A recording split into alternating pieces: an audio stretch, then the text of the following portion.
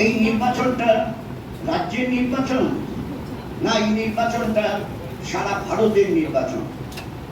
ইতিমধ্যে যা নির্বাচন হয়েছে আমাদের রাজ্যে হয়েছে ৬টা কেন্দ্রে। এই ৬টা কেন্দ্র সহ ভারতের বিভিন্ন প্রান্তে যে নির্বাচন হয়েছে তা ১৯০টা কেন্দ্রে। হতে পারতো ১৯১টা, ৯১টা হতে পারেনি কারণ একটা কন্টামিনেট হয়েছে। এবং বামেরা সেখানে আমার টিএমসি যোগ করে দিয়েছে, তারা সমাজকে বিভাজনের দিকে নিয়ে যাচ্ছে। অদ্ভুত ব্যাপার। ওয়েবেলসিও প্রচারটা এরকমই হয়, এরকমই প্রচার হয়। তিনি বিরোধীদের উপরে চাপিয়ে দিচ্ছেন কংগ্রেস এবং বামেরা। আমি তো শুনে অবাক হয়ে গেলাম। এবং দুটো সভাতেই তিনি সমাজের বিভাজনের কথা উল্লেখ করেছেন। যিনি মনোবাদী দর্শনে বিশ্বাস করেন তিনি কখনোই এসটি, এসসি, এসটি, ওবিসি সম্পর্কে সমাজ তারা সুকৌশলী মিথ্যে কথা বলে যাচ্ছে, যা ভাবতে পারেন।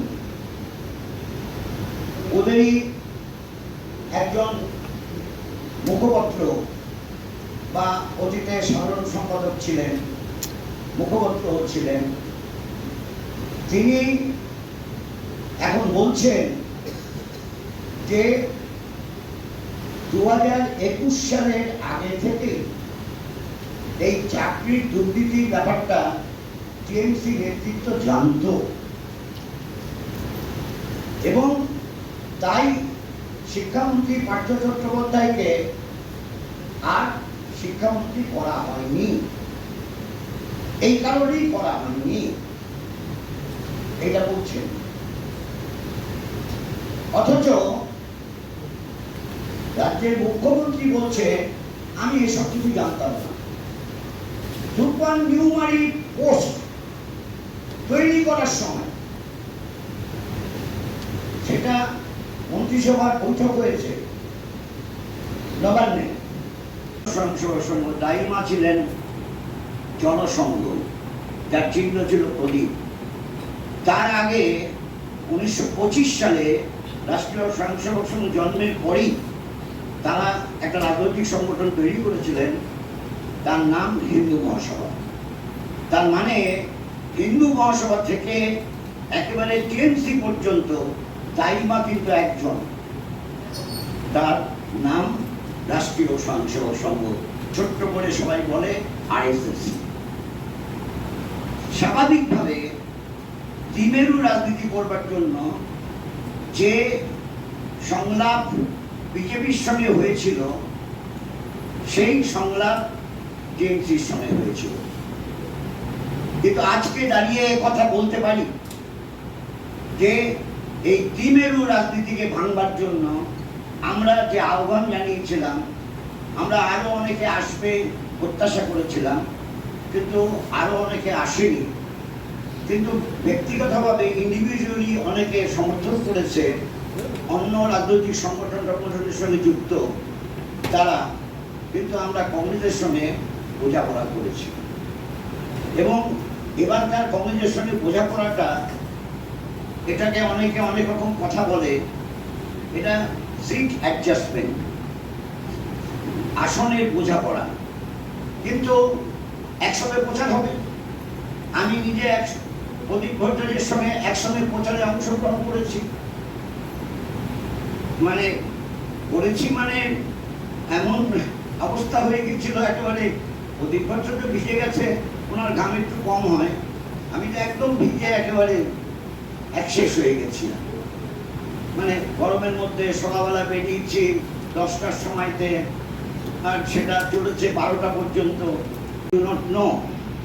নিশ্চয়ই যারা তৈরি করেছে তারা বিজ্ঞ পণ্ডিত লোক, কিন্তু গোলকধাতা তৈরি করার ক্ষেত্রে ভীষণ কৃতি। তারা বোঝা যাবে না কিসের নির্বাচন, এটা ভালো করে করলে।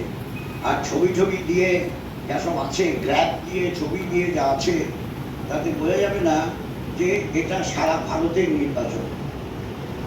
এই ধরনের অবস্থায় দাঁড়িয়ে অবশ্যই যে পরিবেশ পরিস্থিতি তৈরি করেছিল 2011 সালের পর থেকে তৃণমূল কংগ্রেস এবং বিজেপি, তার কিছু পরিবর্তন করবার লক্ষ্যে আমরা বারবার বলেছি, বর্তমান উদ্ভূত রাজনৈতিক পরিস্থিতিতে দাঁড়িয়ে আমাদের যারাই তৃণমূল কংগ্রেসের বিরোধিতা করতে চায়, যারাই বিজেপির বিরোধিতা করতে চায়, তাদের সবার মিলিত